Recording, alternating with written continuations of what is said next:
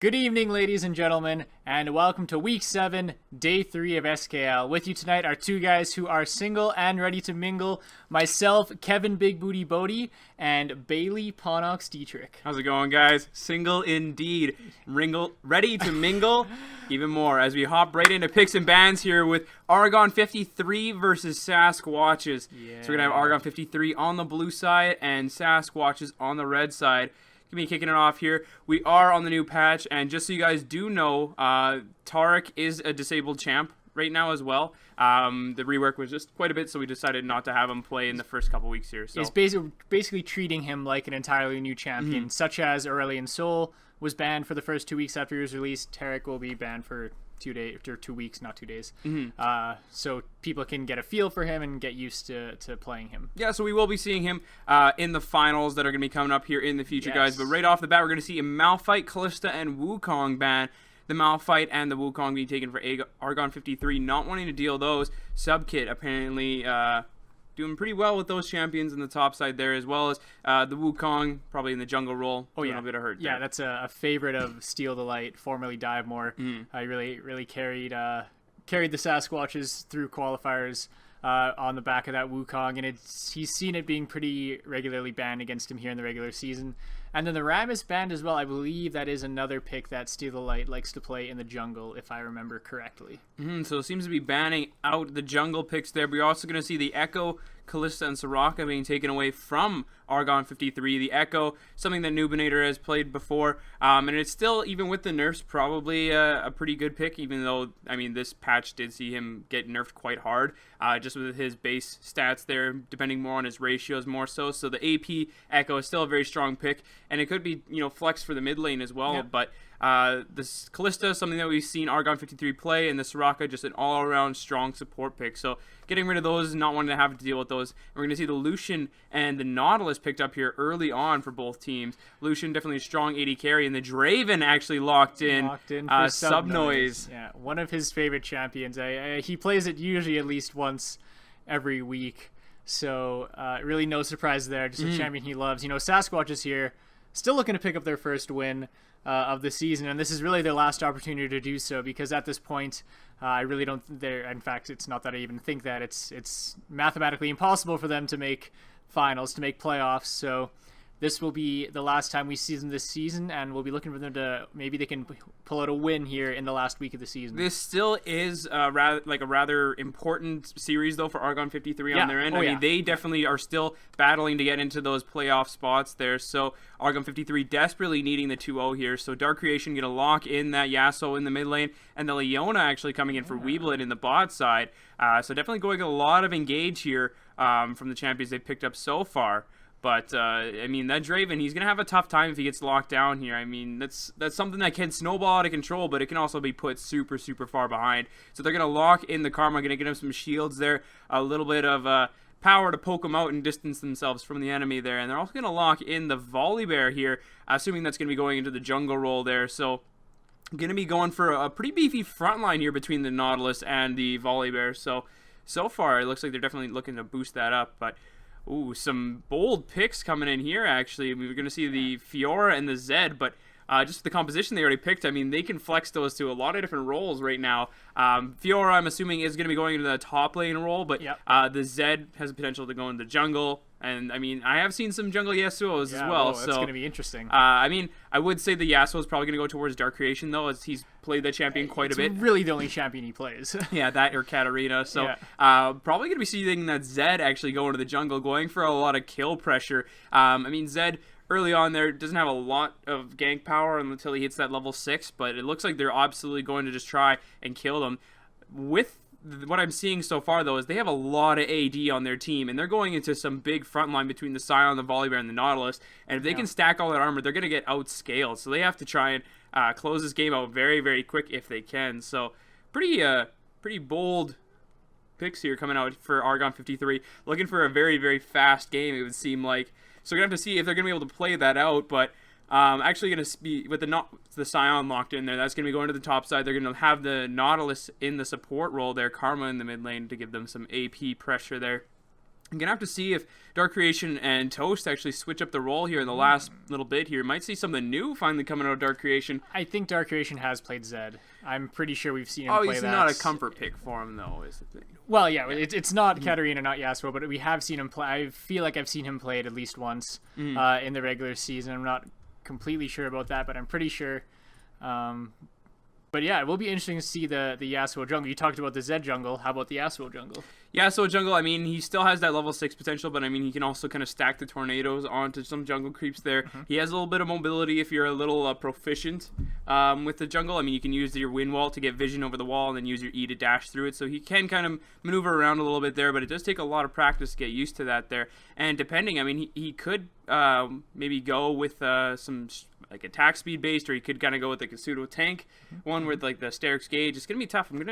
It's weird to think like how he's gonna actually build out this jungle Yasuo there. I mean, weird pick. It is an uncommon pick. What is this? Is DXI Edge coaching him this game? What is this? Whoa, let's not talk about that. All right. Okay. All right. But so far, I feel like I like the pick from Saskwatches better overall. But I know Argon 53 really plays the map well. So if they can actually play the map how they need to with those fast pushes, the early objectives there to really start snowballing their comp out of control, then I feel like they're going to be able to take the game. But if Saskwatches can kind of just stall out until they can stack up that armor, then they're going to be able to take the game at the later points there, because they're just not going to be able to shred through these like hyper tanks that they're going to be able to install there just with the Scion and the Volibear. And they have a lot of poke potential just with the Karma as well. So yeah. Well, for me, looking at these two teams, what you say is correct about Sasquatches. If they can get to that point where they stack enough armor, then Argon 53 is going to be in trouble. But based on what we know about these two teams, I don't know how confident I feel about Sasquatch's ability to get to that point, especially when you're looking at just that murderer's row of just damage dealers here for Argon 53, Fiora, Yasuo, Zed, Lucian. That is a spooky team comp if I've ever seen one. Fiora still. What is the counterplay to that champion in the top lane? I mean, yeah, she has fallen out of favor a little bit, but like with these last couple patches, I've kind of been thinking that she's probably going to come back, especially with the Iceborne Gauntlet nerfs there, so you're not going to be building a lot of those early armor items there, and then with the fact that they've reverted some of the changes to the Tiamat, so you still have that early wave clear with the Fiora. It's going to bring back some of her laning potential, which was kind of what gutted her in the first place. So. And then you also have on this team, the two champions, Fiora and Zed, who now they're the Grand Challenge and the Deathmark no longer are Q accessible. Q-accessible, if that's a verb, no longer cleansed by QSS. So, if Subnoise was planning on building one of those, to help him get out of some of that engage, not going to work out so well for him. So hopefully he read the patch notes. Yeah, careful. We're going to have to see how that plays out here. But overall, which one do you got to give the advantage to out of these two? I'm going to have to go Argon 53.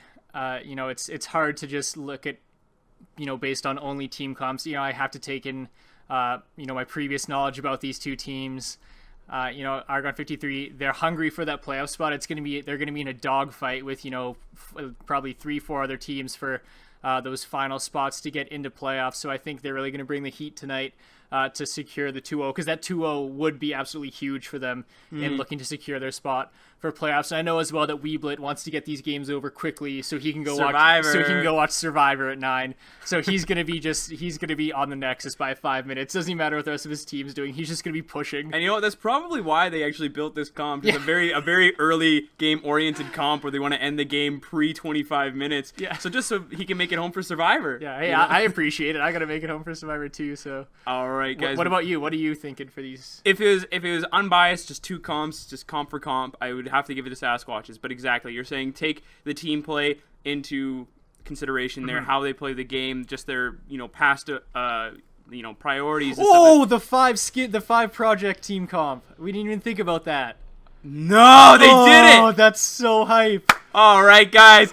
With a new level of hype coming to this game on the blue side, we are going to have Project Argon 53. We are going to have Project Fiora in the top lane with Noobinator. Project Yasuo in the jungle with Toast. Project Zed in the mid lane with Dark Creation.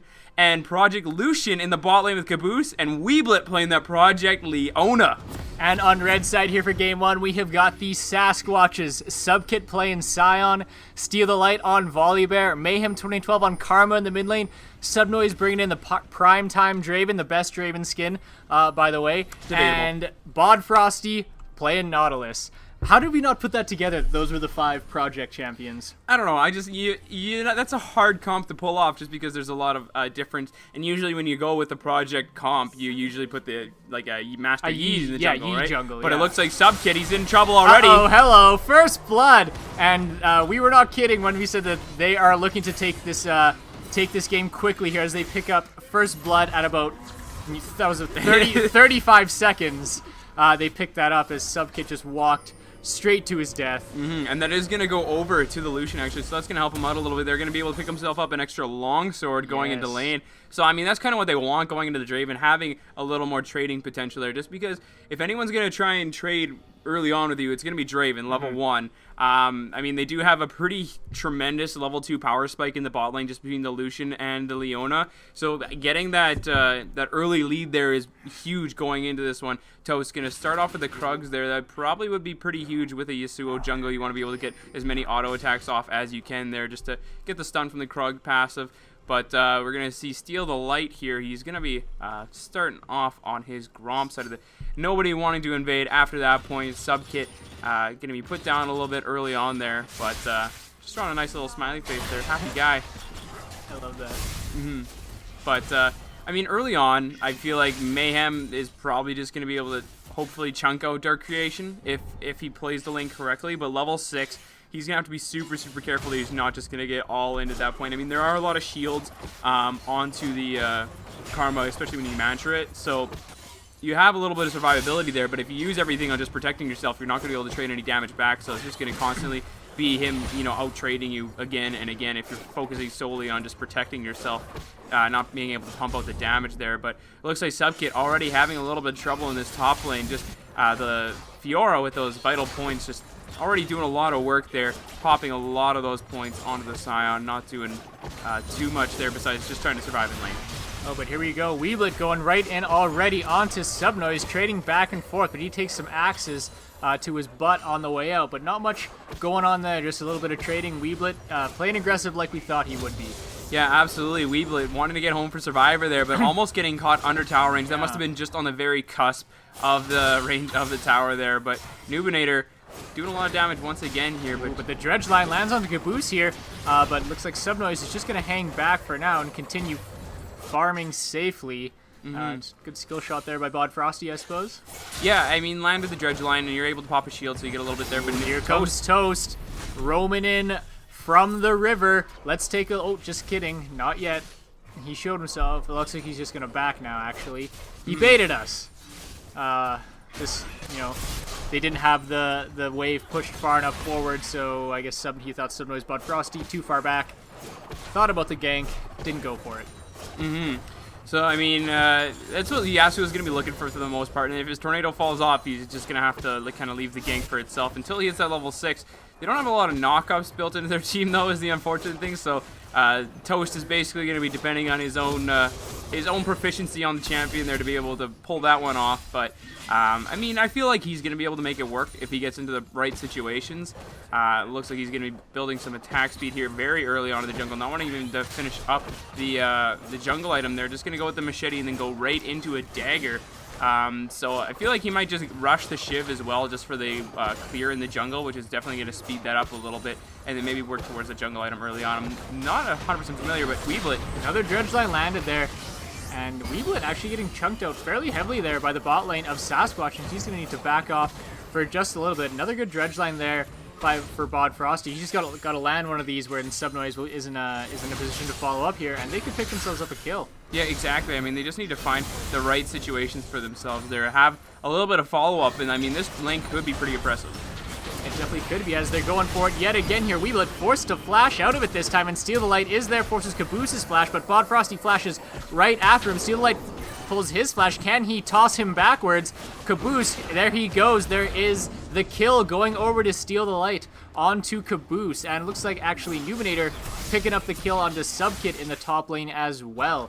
So a kill traded back at least, but good gank there for Saskwatches. Yeah, oh, Mayhem just getting the snare barely on a Dark Creation there. I mean, that would have been pretty risky if it wouldn't have had that prepped and ready to go, but it looks like we do see Toast actually waiting in the wings here, going to just try and counter jungle a little bit here, as he did recognize that we did see Steal the Light in the bot side. They were going to get an early Dragon for it, though.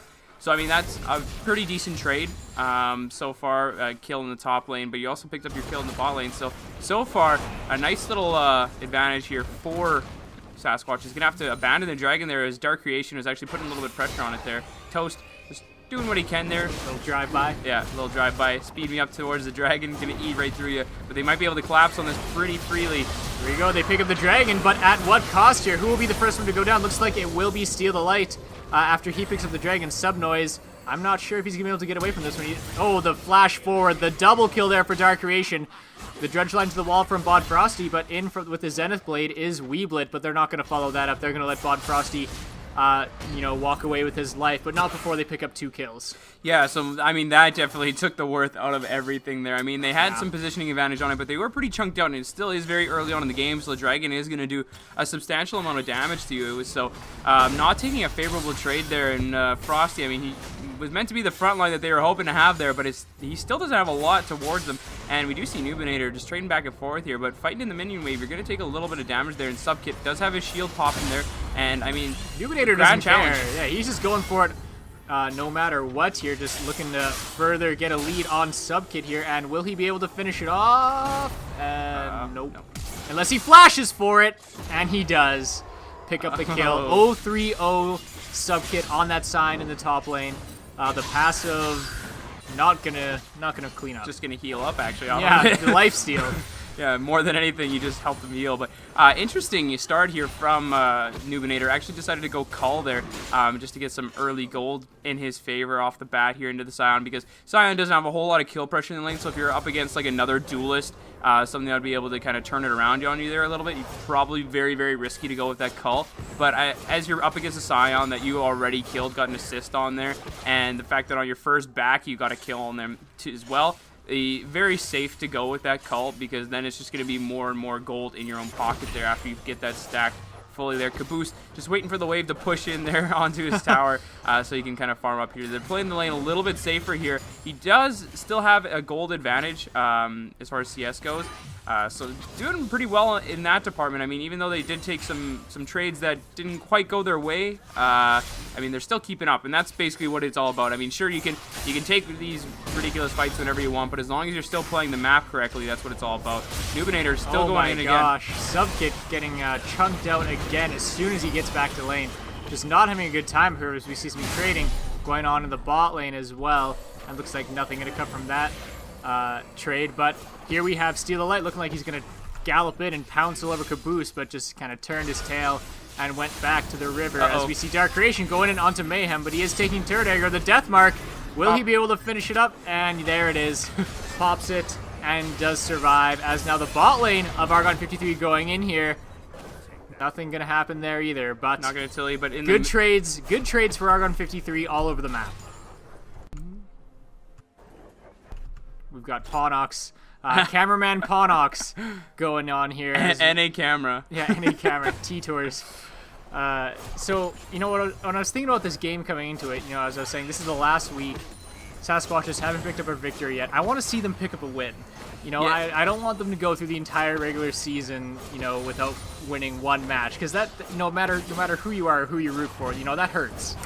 Yeah. So the thing that I've noticed with them is, I mean, look at them. They're obviously making plays. They're able to trade very well and hold their own in the lanes there, but it's just the map play from some of these teams seems to be a little bit ahead of the curve there. So if they can pull it together in this one, get some, you know, some good trades in their favor there, able to take some objectives, then they can do it. But here comes the culling from Caboose as Toast is making his presence felt in this bot lane here, as one kill goes over onto Subnoise as he goes down, and looks like they are going to go onto Bod Frosty for the tower dive, the 3-man.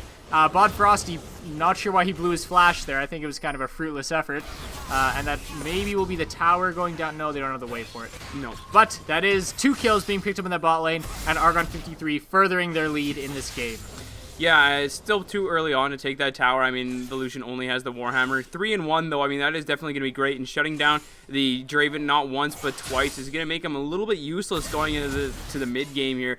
And that's something you want. You want that Draven to get that early damage pouring out there. But Subkit having to back off the wave there, not being able to kind of sustain there. So that's going to put him down a little bit there as far as the gold and the CS department goes. We can look just at the lane comparisons there. 72 CS for Noobinator to his lane opponent with 36. That's literally, it's just 73 now, but no, it was 72-36. That was literally double, but now he's more than doubling. Yeah, so Sion going to pick up that Bomb Cinder, going to be going for their early Sunfire Cape, which was left untouched throughout this patch, so I mean, still a great item to pick up there, especially if you want to just get some innate pushing power just from being in the lane. It's going to be great. So I mean, that's basically the best he can do. After that, I would expect him to go with something like a Frozen Heart now that Iceborne Gauntlet's kind of out of the meta there. Going to go in for the Death Mark, though. Dark Creation going down to Mayhem 2012 here is taking turret aggro. Does he have enough? Did get stunned up there, and with taking the turret shots, was forced to back off, as we did see Argon 53 pick up the Rift Herald as well, so only going to make this push even quicker. But here comes Steal the Light, flashes in, and tosses Dark Creation actually back towards his own tower, which is maybe not the best decision, but Toast is there to help out his buddy, and no kill secure there for Steal the Light. And I mean, we also did see that, they're going to actually go for the tower dive onto Mayhem 2012. Steal the Light still sticking around here. Toast is actually going to go down to the tower here. Steal the Light getting in on that kill. And red buff. Yeah, red buff going to tick down onto Mayhem 2012 as we see some more trading in the top lane. And now Weeblet making up his way up to the mid lane, stuns up Steal the Light here, and Dark Creation to go in and pick up that kill. Great roam there by Weeblet, as we're going to see Noobinator pick up another kill here onto Subkit. That is his third kill onto Subkit, fourth death for the Scion, and this game is starting to get out of hand quickly here, Pawnox. Yeah, I mean, we were talking about Draven being a very snowbally champ, but I mean, Fiora is just bad, but it looks like Weeblet going right in here. Subnoise uses his flash. Zenith Blade in from Weeblet. I don't know if he's going to be able to clean that up, as we're checking out Steal the Light in the fountain. Great action there. Looks like Subnoise did escape with his life, fortunately for him. But yet another good trade, and burnt summoners there for Weeblet. Yeah, I mean, they got everything out of Draven that they absolutely needed to. Flash and heal there. So next time they decide to make some moves in the bot lane, they're absolutely going to be able to, and no problem at all. Frosty single-handedly trying to hold the turret at this point now. Dark Creation going to try and go for the blue buff steal here, and he's actually going to be able to take that away. It up here. Early smite there from Steal the Light. And they're going to try and go in on Steal the Light as well here. The Death Mark being used, and Dark Creation is unstoppable. Bod Frosty certainly not going to be the one to stop him, as he will be going down next to Toast, just absolutely roasting him. And, I don't know what Saskwatches can do here. Yeah, I mean, at this point, you're going to be way too far behind because, if we can see here, Noobinator's not even letting Subkit farm whatsoever in the top lane there. So, going to probably Flame Horizon him before the 20-minute mark here pretty easily. Just focusing the tower at this point, Noobinator, not even worrying about Subkit whatsoever. Subkit did just use his ultimate there to try and Noobinator actually taking a bit of an unfortunate trade there. I feel like he can still turn it and no problem. Probably could, but Mayhem 2012 roaming up from the mid lane here. There you go, nice. Yeah, stuns him up, lands the Q on the way out, but it's not going to be enough. Good roam, but can't clean up the kill, unfortunately. Yeah, the thing about Karma, though, is, I mean, the snare is super telegraphed. It's not like the, like Jin, where it's a very, very fast animation. It takes time, and if you played it against Karma enough, you're going to know as a Fiora when to use your riposte to be able to get the stun proc right back onto the Karma. So it's more like actual detrimental. Steal the Light coming for that booty of that Toast, and will they pick up the kill? He will. He got the booty. Steal the Light stole the booty. Steal the Light did get the booty. Steal the Light, steal the booty. But 3-3, I mean, he's really the only staple that's kind of holding this team that is Saskwatches together at this point. They have to kind of get something in their favor here, but they might start off with that. Dredge line lands, but I don't think Argon 53 cares. The flash forward from Weeblet, he's going right in onto Subnoise, leaving his 80 carry behind, but now Caboose is in the front line, taking the pot shots, but Subnoise gets away. Maybe they're just going to go for Bod Frosty here. No, they're just going to back off. Take the trade as it is, but here comes Steal the Light. He got a taste of booty, and he wants more. He sees that Project Leona, and he wants a taste. He's taken down Weeblet. Can they pick up the kill, though? Caboose is there. Bod Frosty very low here. Who will go down? The flash is burned, and Subnoise picks up the kill onto Caboose here, and Weeblet just going to escape with his life. And, good finally. Something going the way of the bot lane for Saskwatches there. Yeah, Bot Frosty barely getting out of that with his life. He was so low. But they might try and make the play yet again here. Yeah, Subnoise maybe stuck around for too long here, but he's going to do a lot of damage onto Weeblet, and Weeblet will go down. Yet another kill here for Subnoise, and can now Steal the Light pick up a kill onto Dark Creation. Looks like Subnoise went down on the bot lane, but Steal the Light picks up a kill on the other side, but then Toast goes down, and there's kills going on all over the place here, Ponox, and I don't think there's really anything you can do as the cameraman. No. As Steal the Light he is all over the place right now, just going lane to lane to lane, helping his laners. And Nubinator looks like he will perhaps get out of here. Nope, maybe not. Steal the Light tosses him backwards, and that is the shutdown. Subkit finally picking himself up a kill, and I'm very impressed with Steal the Light right now. We just saw him in every single lane in a span of like 45 seconds. Yeah, I mean, that's the nice thing about Volibear. You're just able to kind of hop on all fours and book it across the map whenever you want. But it was really unfortunate in that trade there against Steal the Light for Nubinator. Seemed like his ult procced on Subkit at the same time that Steal the Light's passive procced, and so they were both just healing up an insane amount. So trades weren't really going either which way. So looking at the build paths here, we do see Toast actually did go for the Devourer there, and then he's actually going to be going with a Phantom Dancer as well. If you're not really looking for the wave clear, you're just looking for the attack speed and the crit, Phantom Dancer is by far going to be the superior item. The reason that a lot of people go with the static shift still is for that wave clear that you're going to be getting just from the proc.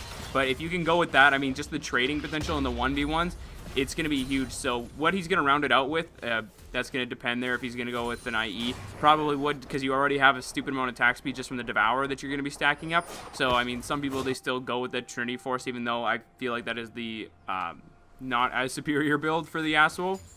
So, going to be rounding that out with an Infinity Edge. As soon as he gets that, it's going to be ridiculous. He already has an unreal amount of attack speed, though, but Subnoise, they're looking to make a play in the mid lane. Caboose might be cut out here. Actually is forced to blow his flash, so they just turn their attention to Weeblet. The Dredge Line lands, but the culling coming in here from Caboose, and is going to be able to fight the members of Saskwatches off of his support here. But just getting caught out a bit in the mid lane there was Caboose, forced to blow his flash. So, they might look to go out on him in a bit here as they push this mid lane tower. Yeah, I mean, that was a great culling there from Caboose, forcing everyone off of Weeblet there.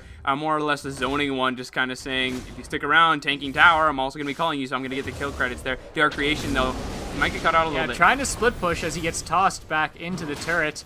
Bod Frosty going to come help up, but I don't even know if Steal the Light is going to need him. Dark Creation doesn't have flash available here, and there it is. Steal the Light going to pick up that kill. Didn't even let Bod Frosty pick up the assist here, as now Toast is the one being chunked out and forced to burn his flash, and the Axe is going to pick it up here. Subnoise picking up another kill for himself before he goes down. Caboose getting revenge there. And then there goes Mayhem 2012. Kills happening all over the place here, Ponox. And we might have more here as Nubinator might be next on the chopping block here for Saskwatches. And he is, as Bod Frosty picks up that kill. The TP from Subkit comes in. And now it is the 3v1 onto Weeblet. And he might be caught in a bad spot now. If he goes down in the next 5 seconds, this will be a full ace for the Saskwatches. And they are back in this game. Yeah, I mean, this is kind of what we were saying. That as the game gets later and later on, as you get items, you can start stacking armor. And then you're really going to be in trouble after that point.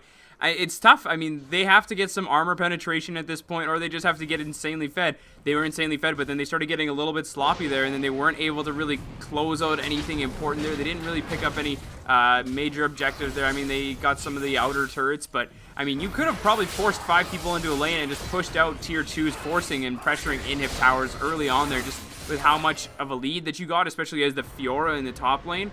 I mean, you absolutely can split push because they can't send anyone to 1v1 you at this point. Subkit, what's he gonna do? Just kind of die again? All he does have classic Scion. Yeah, all he has is the Sunfire Cape into the Black Cleaver, Tiamat, and Vamp Scepter there. So almost got that Ravenous Hydra completed there. So I think that Argon 53 after that ace, they're probably gonna rethink a couple things here. Maybe we don't go for the unfortunate engages. Maybe we don't keep diving towers when it's not favorable for us.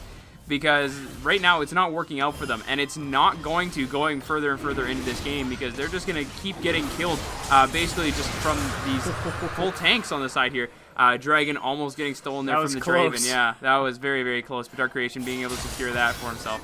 Bod Frosty Not doing anything. Not really. going to get caught out. Yeah, see, there's an example. Nubinator goes in and just gives Nautilus a little tickle. Yeah. A little tickle on the belly here. They're going to take a Rift Herald. Yeah, last minute Rift Herald, getting it about the last second you could. They're gonna take it out here, and then Baron's just gonna roll up right behind her and say, "You just killed my daughter," and then just beat them up. Is Rift Herald Baron's daughter? I assume so. I am so. Is Rift Herald a girl? What's that line from The Princess Bride when he's like, "You killed my father"? Oh yeah, my name is Inigo Montoya. Yeah, you killed my father. Baron is that guy. Prepare to die. Yeah.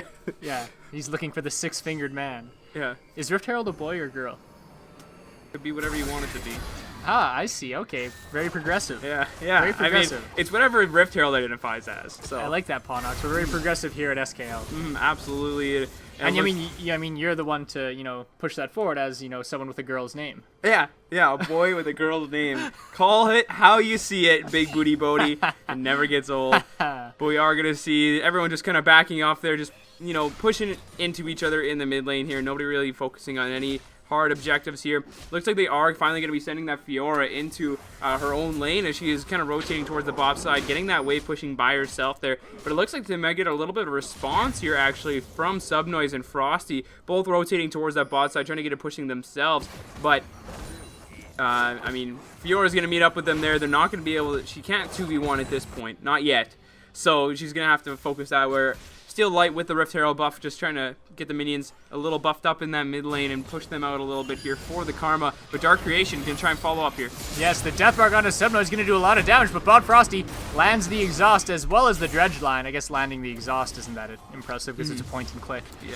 But he did land the Dredge line and was able to save his AD carry's life as Nubinator. They are going to take down this mid lane tower, I believe, unless they can fight them off of it.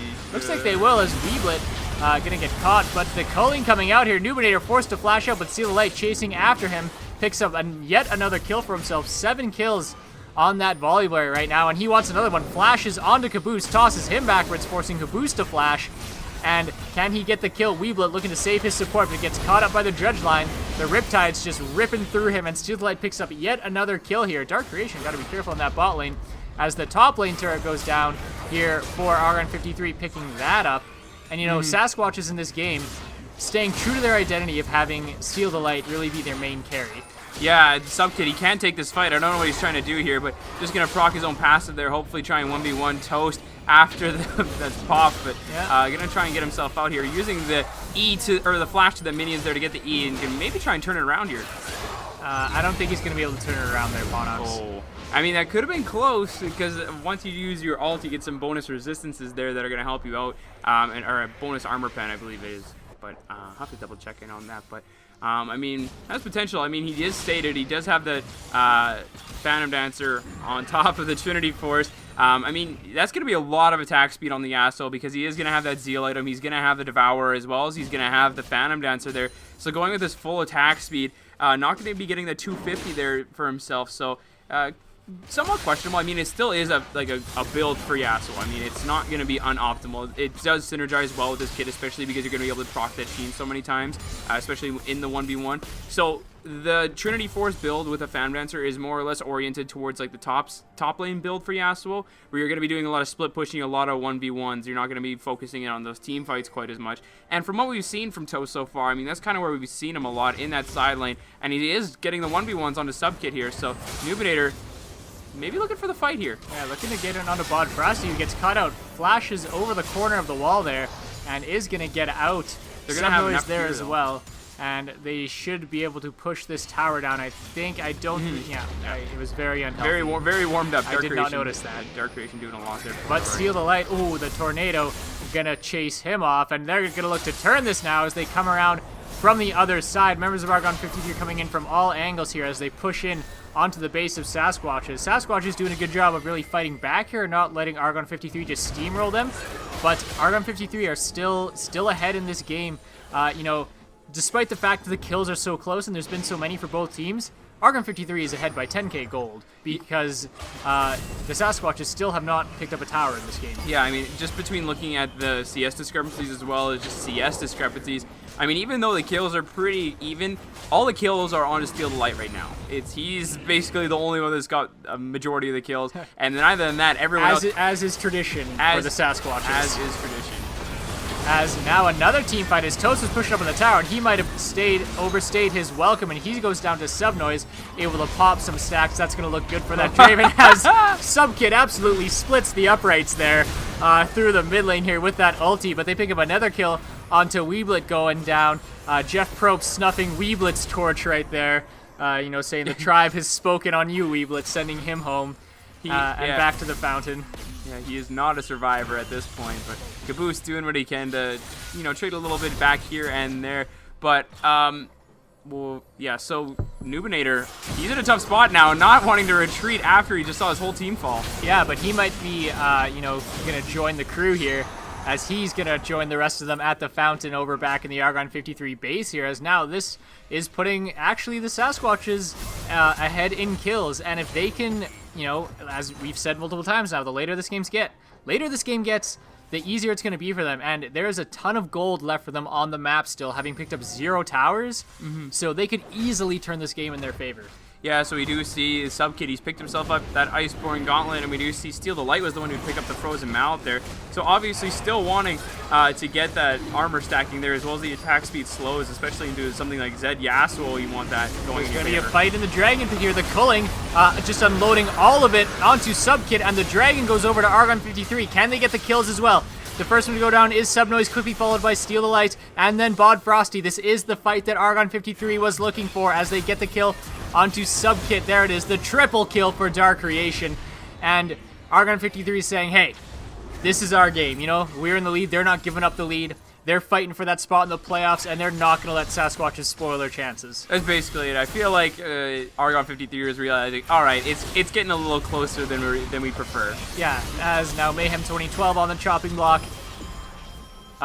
And maybe not the most efficient use of his Zonias there, but I guess extended his life a little, got a little had to force those members to take turret aggro for a little bit longer, as that will be the inhibitor going down in the mid lane as well. Rotate top. Yeah, Rotatos to top lane, as Nubinator takes turret aggro a little early there, but this will be the top.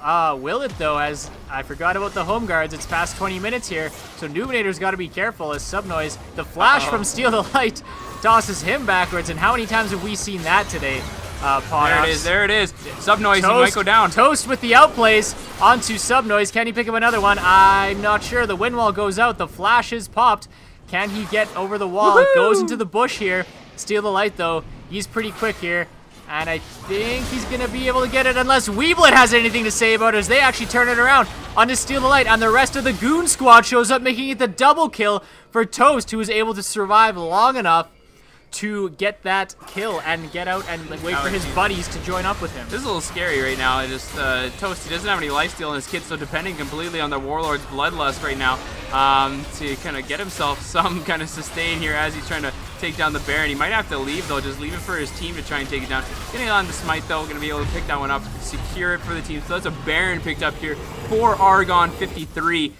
Just a nice play there from Toast, kind of ringing him around the rosy there, waiting for Weeblit to back him up. And we definitely see Argon 53 kind of hitting the on switch at this point, really taking the game back, grabbing the reins back here from Saskwatches and turning it really back on its head here. So going to see them push out these lanes farther as they picked up that first inhibitor. They do have an open one in bot side. They can take that whenever they do well. Please, Nubinator going to split that one out the top. And we are going to be seeing in the top side that is also going to be pushing a little bit in their favor here, so someone's gonna have to maybe go answer that here, but Steal the Light in a little bit of trouble. Yeah, the flash forward here from Nubinator, looking to chase Steal the Light down this time, give him a taste of his own medicine, but I don't know if he's gonna be able to do it. But Steal the Light running in the wrong direction, really, as the minions. I think he's just trying to distract Nubinator. Yeah, maybe lead him on a wild goose chase here, leaving only 4 members left for the push into the base, but looks like it's gonna be enough here. See you later, Subnoise.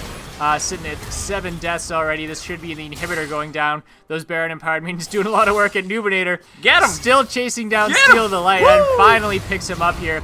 Subkit. Oh, the ult into the fountain. I love it. The Scion train rolling into the station. As one Nexus turret goes down, they're on to the second here. It should go down right away, and this will be Argon 53 onto the Nexus and picking themselves up the Game 1 victory here, Ponox. That is quite the game here we saw. Yeah. So early on, like a great advantage here for Argon 53 coming into the first parts of the game there. Like the first 10 minutes, they were absolutely in control there. A little while, then they got a little bit sloppy. I realized, like, sometimes when you get fed, it kind of goes to your head, and then you take some unadvantageous trades. Yeah, tell me about it. I get fed all the time. Yeah, dude. Yeah.